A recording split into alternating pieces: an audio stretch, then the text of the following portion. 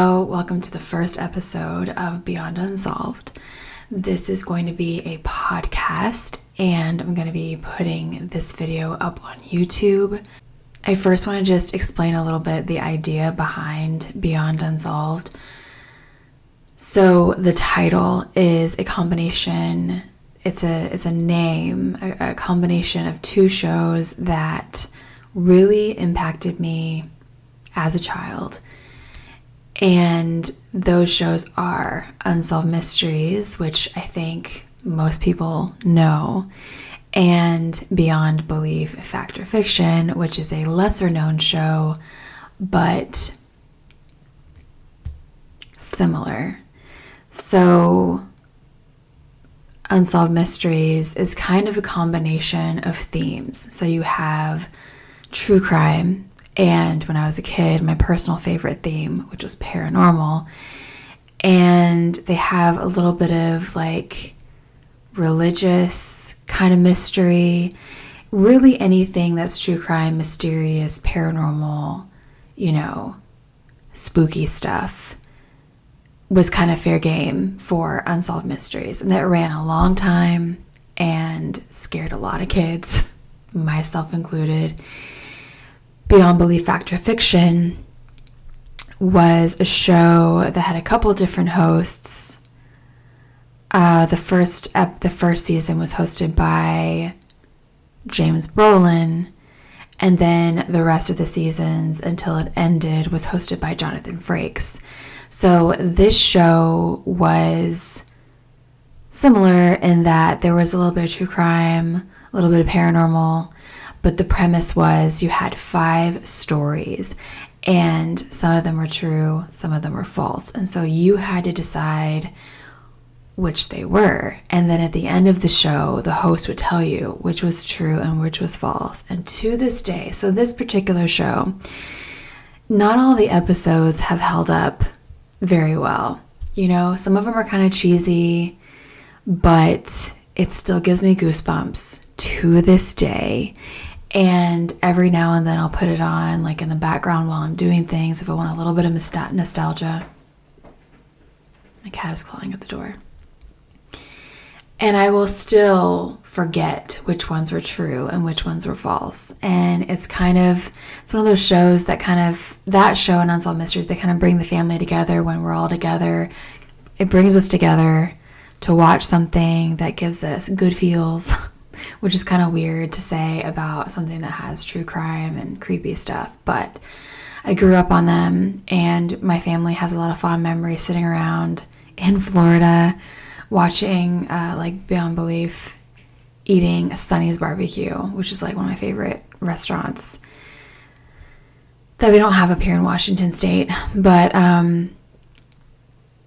so it's nostalgic, it has that creep factor, it's just all good things. And I'm subscribed to Unsolved Mysteries podcast, and I saw on their latest episode that they're coming back with a season 2 in spring 2022. So it is now January 2022, and I'm excited because they did a 2-part first season.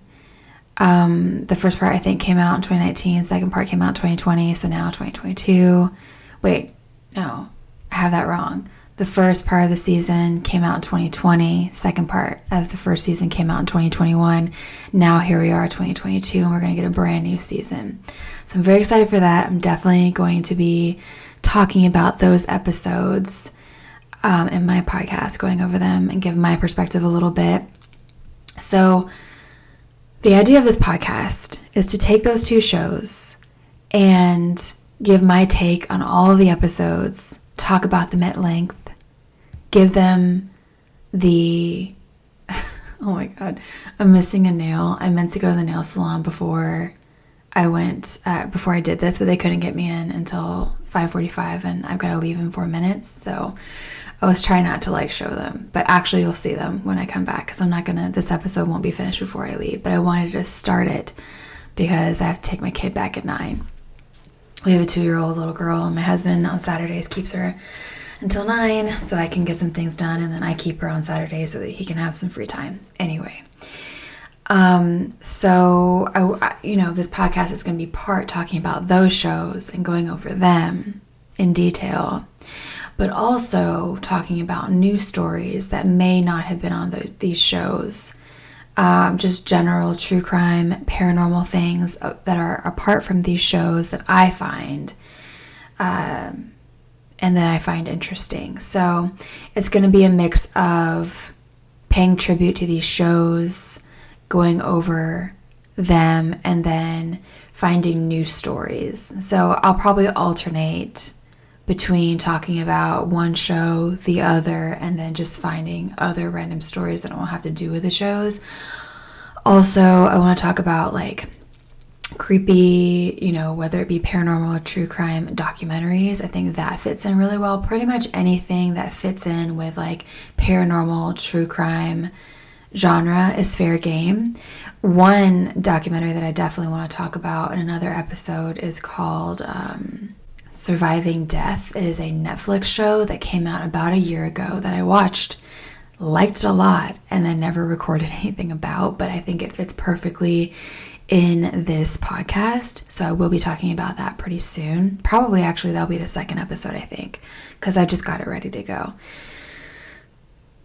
So I think that's pretty much the introduction. I have an Instagram for Beyond Unsolved. If you want to see my personal Instagram, it's at Alexandra Matthews 1007. So whenever I come back, I gotta leave in 2 minutes. I'll go ahead and stop this here. When I come back, I will break down the very first episode of Unsolved Mysteries. One of the interesting things about Unsolved Mysteries, so the first episode of the first season has an update, which kind of confused me because I'm like, isn't this the first episode? But actually the show started out, I think, as like a standalone special. So it had stories in those. And then when they started the show as a regular show, then they already had updates as of the first show.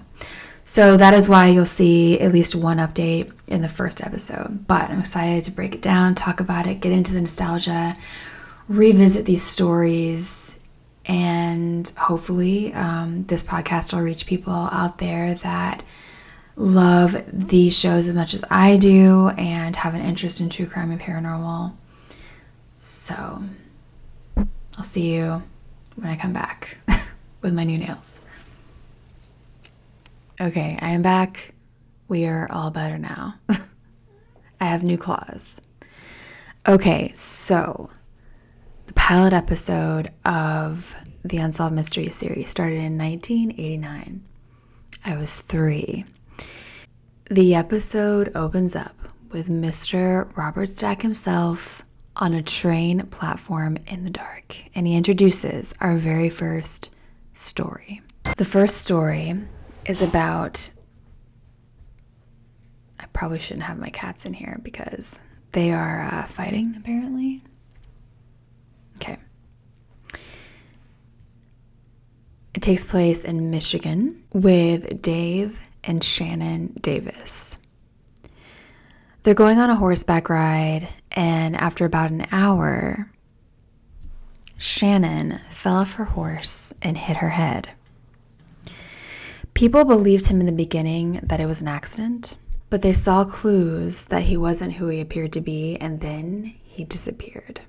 So Dave wanted to cremate the body, and Shannon's dad knew that Shannon wouldn't want this.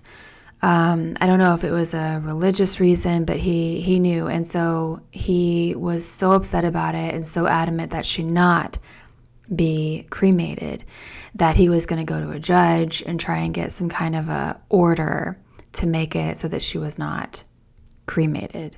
So she ultimately was not cremated. They buried her. Dave had a life insurance policy that he lied about. He said he did not have it, but in fact he did, on Shannon.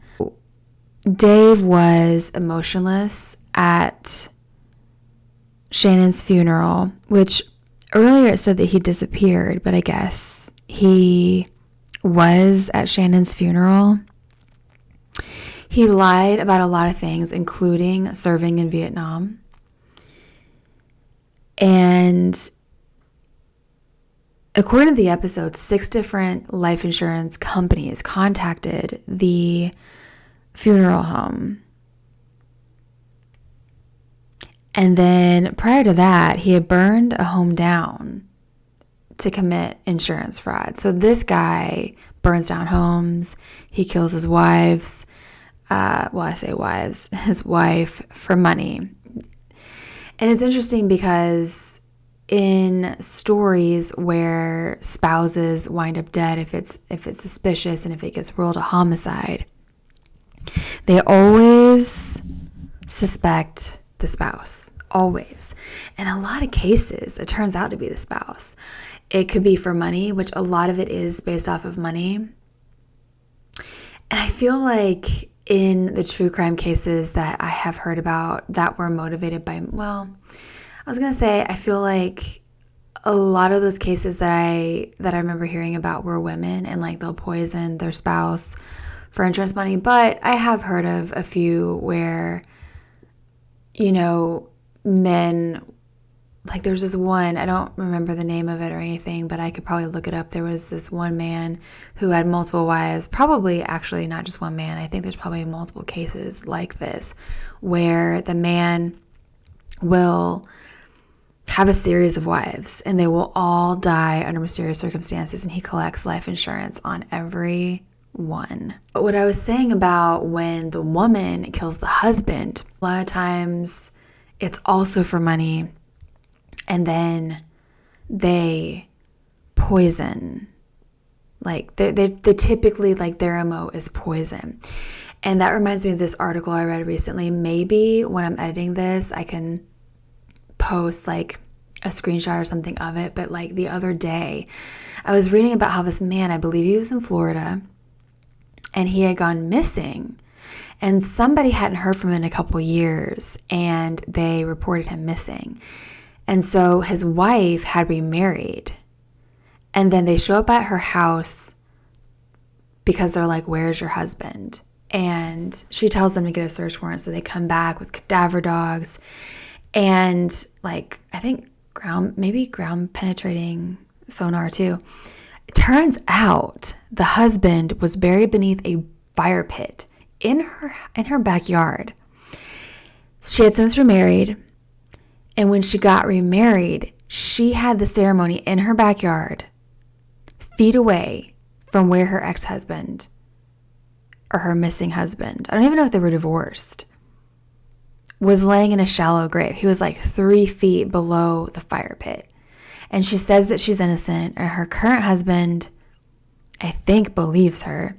Sir. Because what are they, like she has to be responsible, right? Because she's living in this house. Like, who else? So when they exhumed him, he had, I think, point blank shot like to the back of his head. Who else would have done it but his wife? Who else? Because also they talked to neighbors, and he was like, I think, a pilot, but also did like mechanic type of stuff. And a neighbor came to borrow one of his tools, and they were like, "Well, your husband isn't gonna miss it." And she goes, "No, like he's never gonna need it again." And then I think her current husband said that at one point she told him that her ex-husband was no longer walking this earth. And then I think he later recanted. Anyways, that doesn't have anything to do with this episode. This wasn't in the episode. This was recent. This was like, I think the husband went missing in 2015, 2016, and then this just recently all got discovered. So anyways, I say that to say, unfortunately, there are so many cases where spouses kill the other one because of money. If it's not for life insurance, it's because it would cost them too much to divorce them and they're having an affair. Like, it's just crazy. Or, like, kind of the saddest one of all to me is, and it tends to be the father, where he's having money troubles and he kills his whole family because of money troubles. I told Danny, because Danny, like, he's an engineer and we're pretty comfortable, I'm not working, but I told him, I'm like, Listen, I don't think he would ever do anything like this, but I'm like, look, just in case I need to say something, just in case I need to say anything, if you ever have money trouble, if you ever lose your job, we can work it out. Don't kill us all, please. And then, oh my gosh, okay, one last thing before I get back into like what we're talking about. Another thing that was really sad recently, like, so we're in like the second week of January 2022. There was an article about they're both police officers. I don't think they were married. I think that they were just partners, and they had a 1-month-old son. New Year's Eve, the father killed himself. They don't know why, but he was on life support after the attempt, and then the family removed him from life support, and then 2 days later, his partner killed herself, and they left the son orphaned, and I believe he's going to be adopted by a close family member. That one struck a lot of people. I mean, it was, I think that made national news because I saw it in People, I saw it in local articles. I don't remember where they lived, but they were both police officers. They were both like early to mid-20s. And the grandmother of the woman who killed herself said it was like a Romeo and Juliet type of situation. And they think that, they don't know why he did it, but they think that she did it because of postpartum depression and having lost her partner. It's just like, because I'm a parent, I have a 2-year-old daughter. And when you look at something like this and you're a parent, I can't imagine. Like, the first year of your life when you have an infant is probably some of the hardest times you're going to have in your life. But I don't know. I was going to say I can imagine, but I can't imagine, you know? Because I also had, like, I believe I had particularly postpartum anxiety. And that first year was hell on earth for me.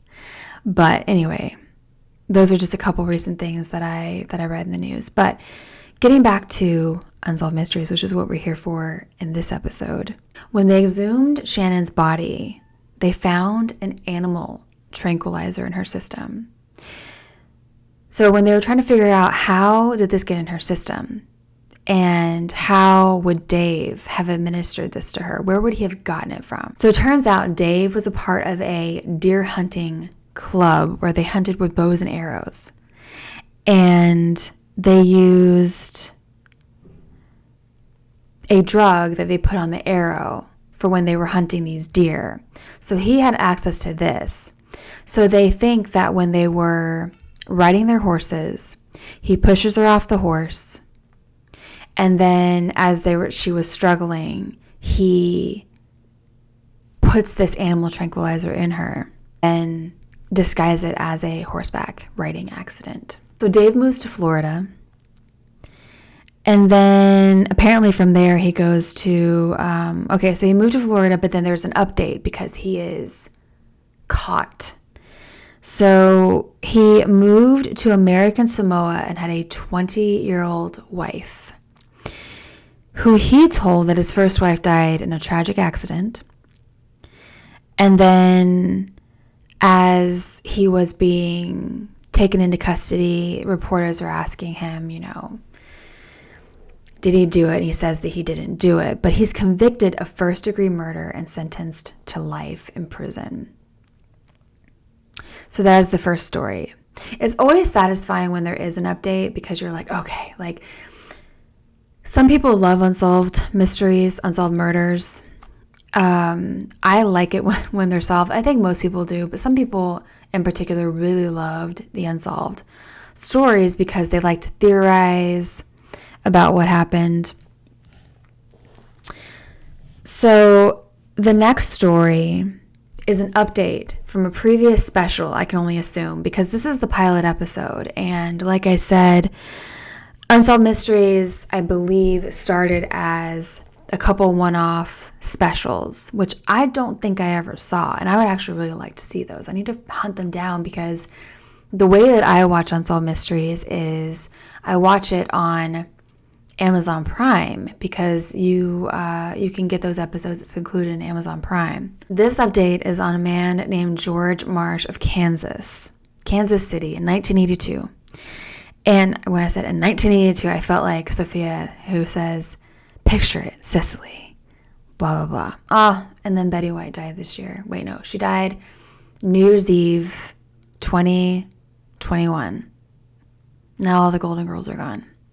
It's sad. Like she just missed 2022 because she died on New Year's Eve, but also within days she would have turned 100. So that's sad. But I saw a recent article that said that her last words were her husband's name, who died a long time before she did.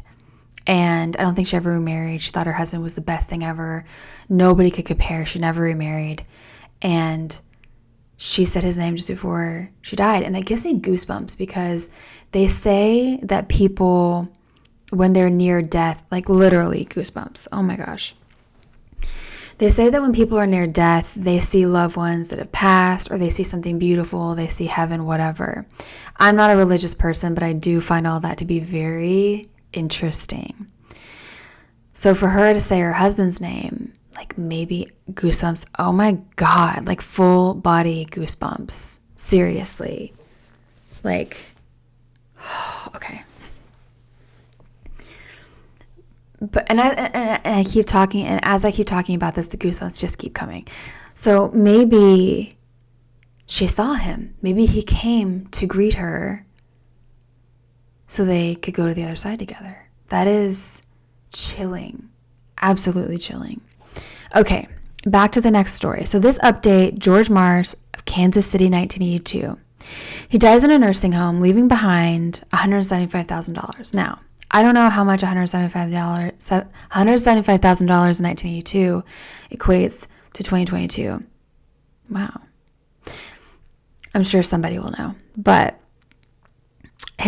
so George Marsh wasn't his real name. His birth name was Joseph Zelinka. And when he died, people were going through family pictures. They were trying to find next of kin to know where this money could go.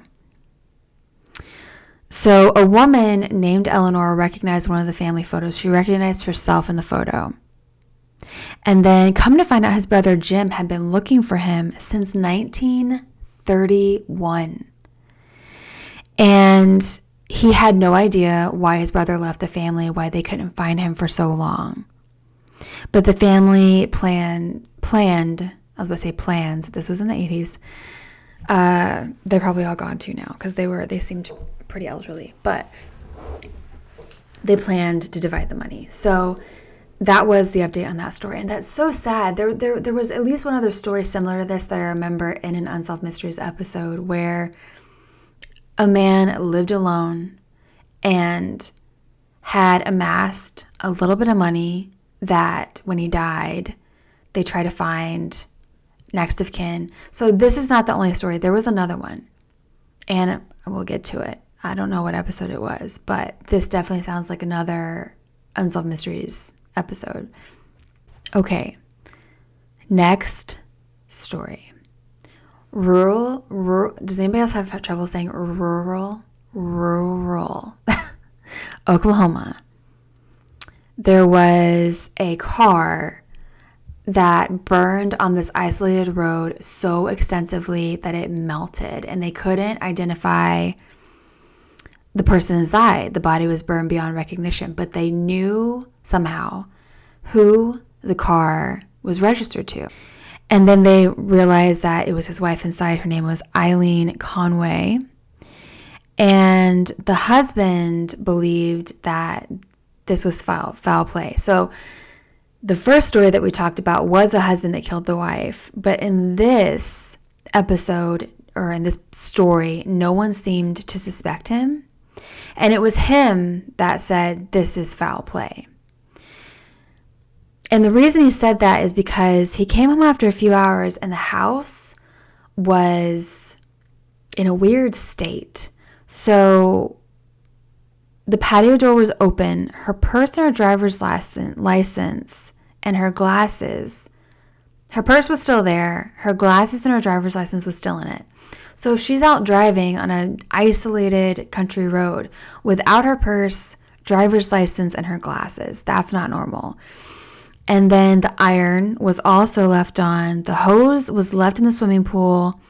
The bathtub was full of water, and the phone was off the hook. So the husband thought that this was a home invasion gone wrong.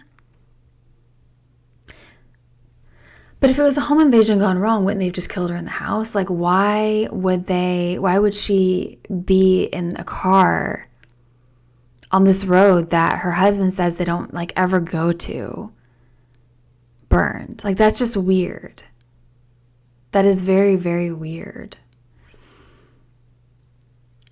But her husband got an investigator, and initially her death was ruled as accidental. But then the investigator got enough evidence together, and it went from accidental to unexplained. So not homicide, but unexplained.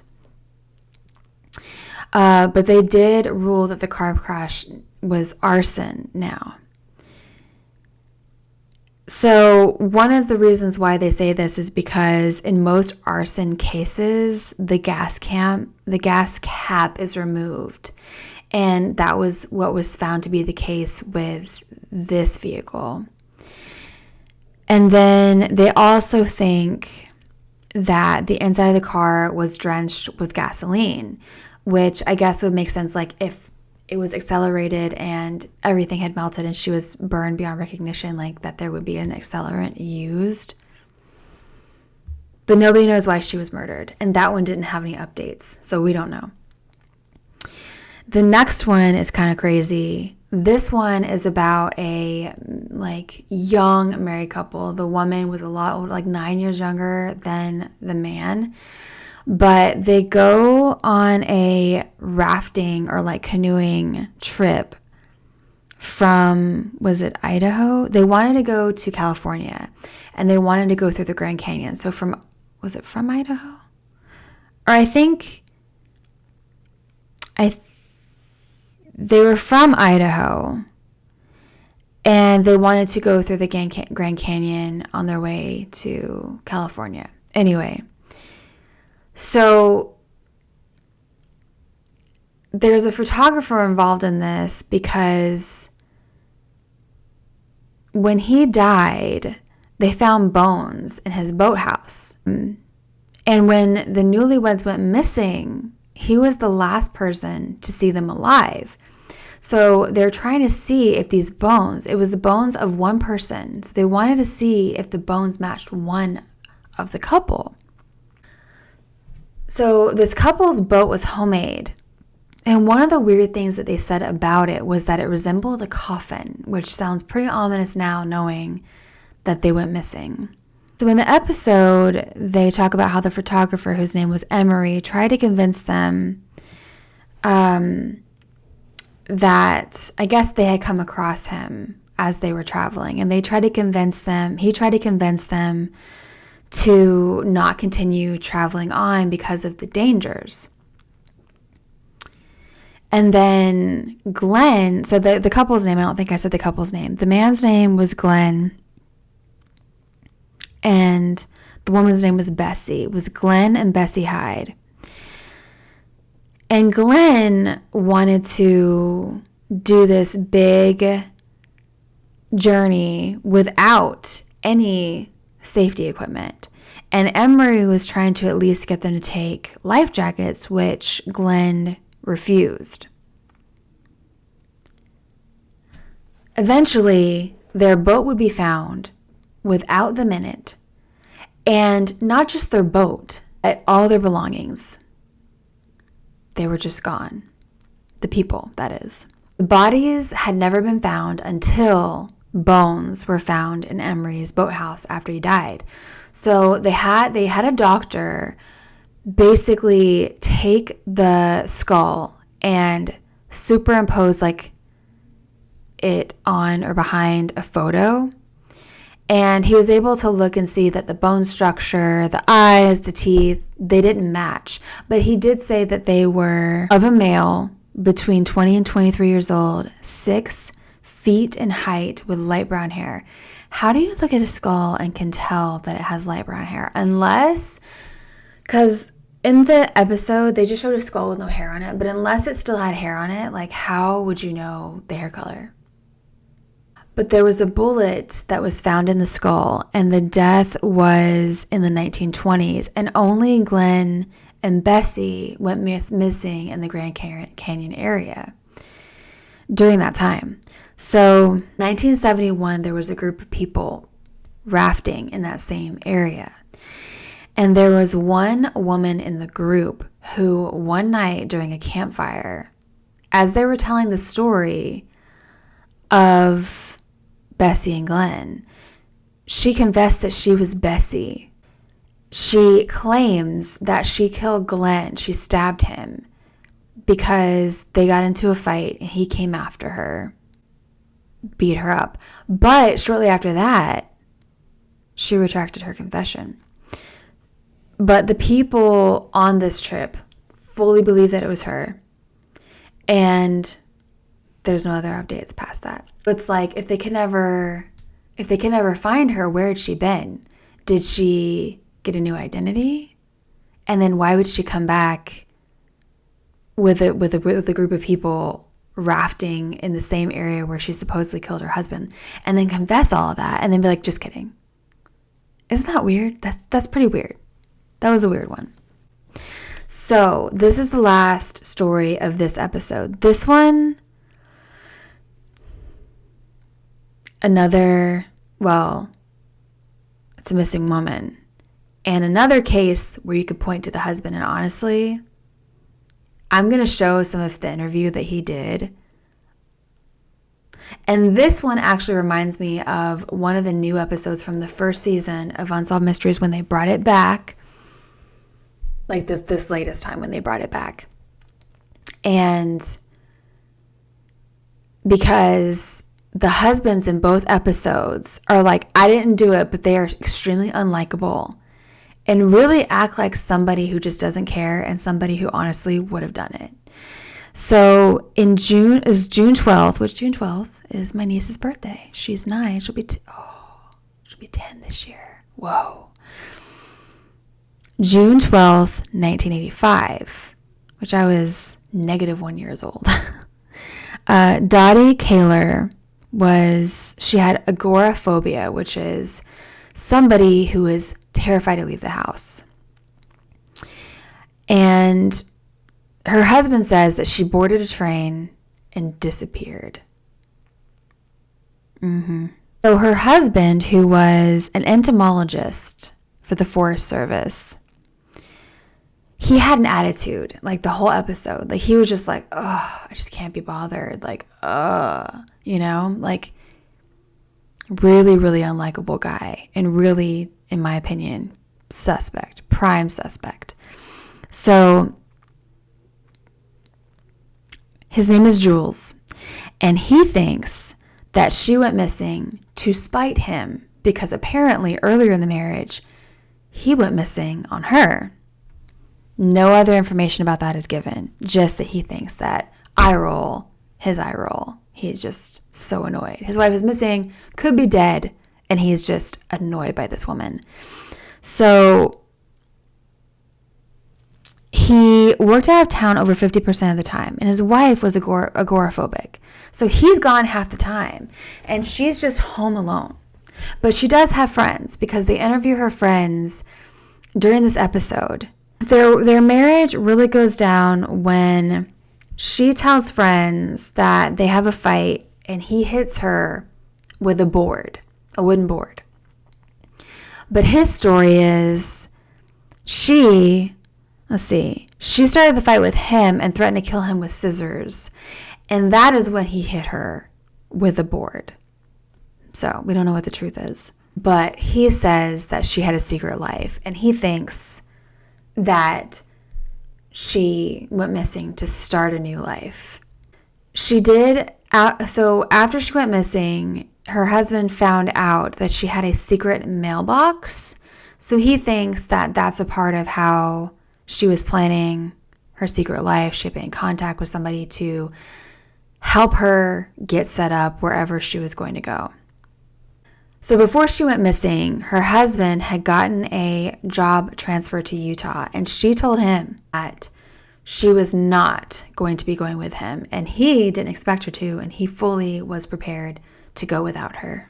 That is when he took her to the train station, and he never saw her again. But he came back, apparently, to the train station where his car was, and her VW, her Volkswagen, was parked next to his car, but it had her purse in it. And her friend thought this was just a giant red flag because Dottie never left anywhere without her purse. It was a source of security for her, and she would keep things in it to help make her feel better when she was out because she was scared of leaving the house.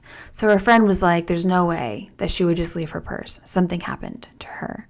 And so her husband, so Jules, left a note on the car he left a note in her car, saying things like he still loved her and wanted to be with her, which I just don't believe.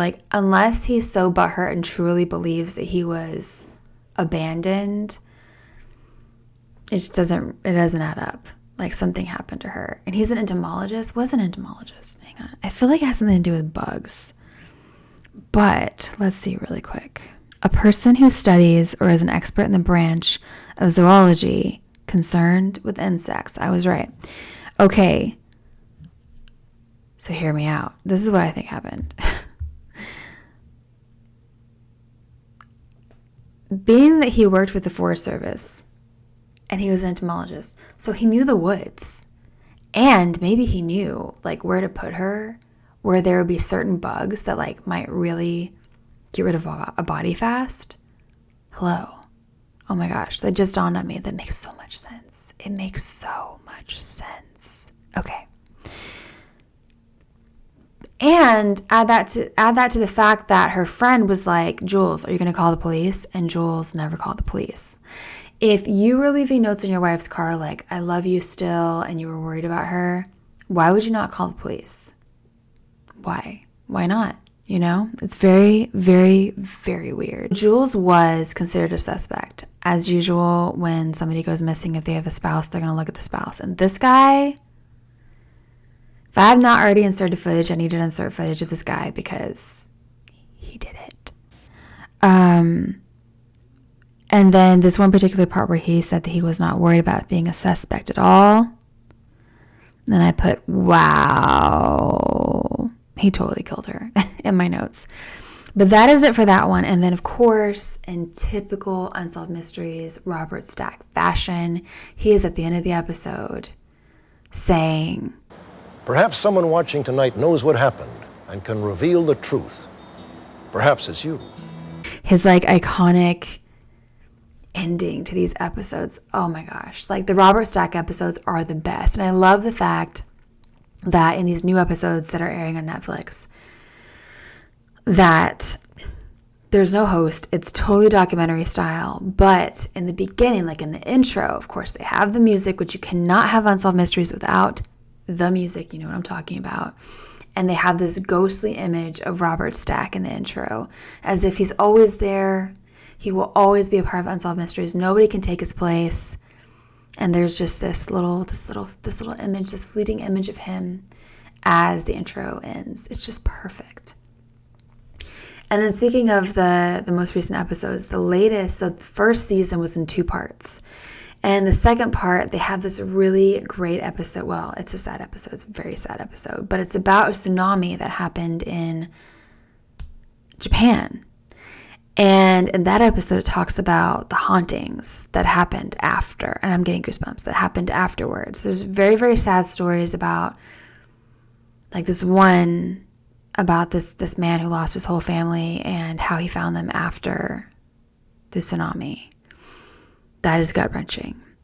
But when you get, well, and then another one where a woman lost her son and what she says about how she encounters his ghost. But the taxi driver stories about what they've experienced after the tsunami, it's my favorite story of the second part of season 1. So if you haven't watched it, you really should go and watch it. And that is it for my first episode of Beyond Unsolved. Like I said, I'm going to upload this to my podcast. And then I'm also going to upload the video portion to my YouTube channel, which is Alexandra Matthews. And I'm going to separate these out from my other videos. I do a lot of other kinds of videos. And so I'm going to try and organize these so if you just come here for Beyond Unsolved episodes, you'll be able to find them easily. If you want to check out Beyond Unsolved on Instagram, it is Beyond Unsolved on Instagram. If you want to see my personal Instagram, it's Alexandra Matthews 1007. And that is it until the next episode. I believe, like I said, I'm going to be doing the documentary Surviving Death. Very, very good documentary. I highly suggest that you go watch it. So if you go watch it, then you'll know what I'm talking about in my next episode. If you liked this podcast / YouTube episode, if you're on YouTube, subscribe, give it a like, comment, let me know what you think about Unsolved Mysteries. If you saw this episode, what are your theories about some of these stories? And if you're listening on my podcast, rate my podcast so that more people can hear about it. Give me good reviews if you like it.